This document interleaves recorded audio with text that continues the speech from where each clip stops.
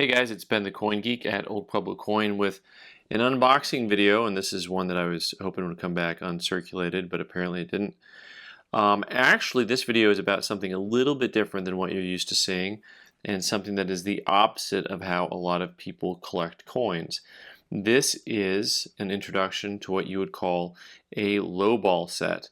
Now, a lowball set is when you take all the coins that you're looking for and you try to get them in the lowest grade possible, but you also try to get them certified, and the rules usually are as follows. It can't be damaged, it can't be marked clean or hold, and you have to try to get all of them, whatever the series you decide to collect is. So for example, if you've been paying attention as we just kind of look through these coins here, you're going to see a pattern emerging.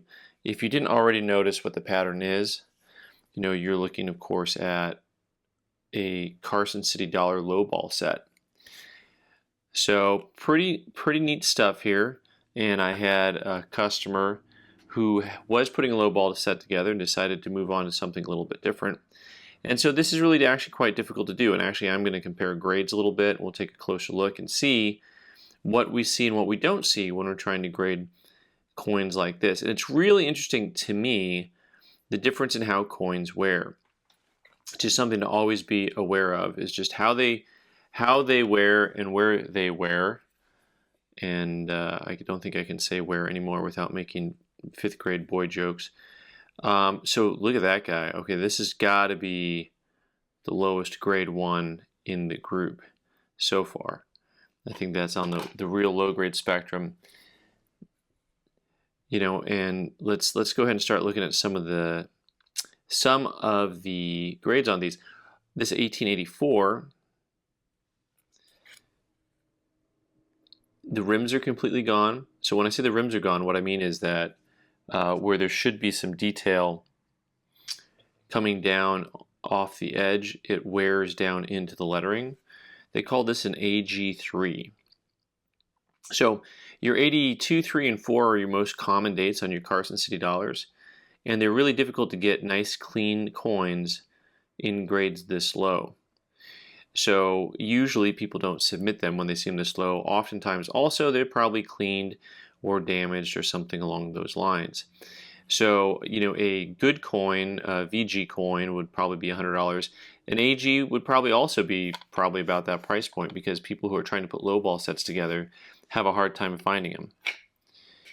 Next up, we skip here a little bit. Looks like we go into 1890.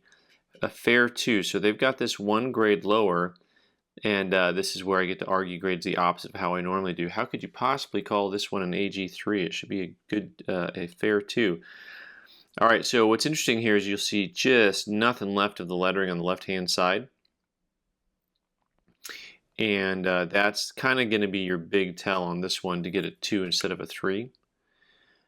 Even though on both coins the obverse looks very, very similar, the reverse is much lower grade on this one on the left. Now this one, I was saying how low of grade it is. You can see that all the stars are completely gone. Part of the date's gone. Most of the lettering is gone. All the way up into the CCs. The CCs are starting to leave us.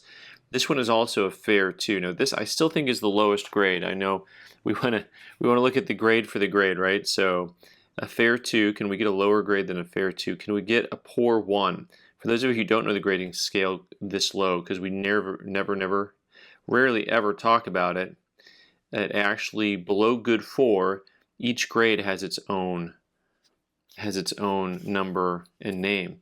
You have about good 3, fair 2, and then you have a poor 1. If you think about it, it's kind of interesting that some of these different coins have, one numerical point apart. And you can argue on some of these, this fair 2 here, that the coin should or shouldn't get a straight grade just based on what's left of it. At least this coin is nice and original, but if it was a high grade coin, they might mention some of the other marks and they might call them, scratches instead of just, the marks. But on a really well-worn coin that's original and stained a little bit, they don't seem to mind so much.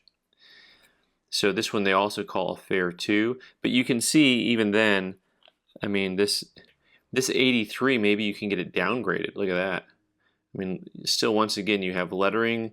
All those stars on the left are completely gone, and the stars on the right are mostly gone. So I wonder if I send these into CAC, if this one gets the CAC and this one does not. That'd be interesting. And oh, look at that. Okay, this guy, we may have a new winner. Okay, the CC is almost completely gone. Look at that. Just barely holding on there.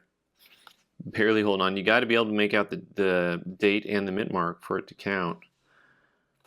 And we're going to look at these two coins and just say, I think clearly the one on the right has less detail left, but still just a fair 2. I'm trying to think if I've ever seen a Morgan graded poor 1. The difficulty is, of course, you can't always make out the mint mark on these guys. We'll see what happens. I may try to sell this as a set to start with, and then after that, if I can, just sell them individually, or maybe I'll put them up individually. I just haven't decided yet. But it's a pretty challenging thing to put together a lowball set. Some guys do it like this. This was a run of Carson City dollars.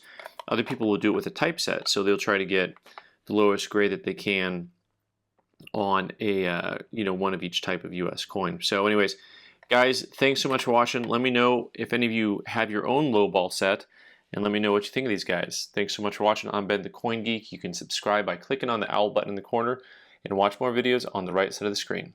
Thanks.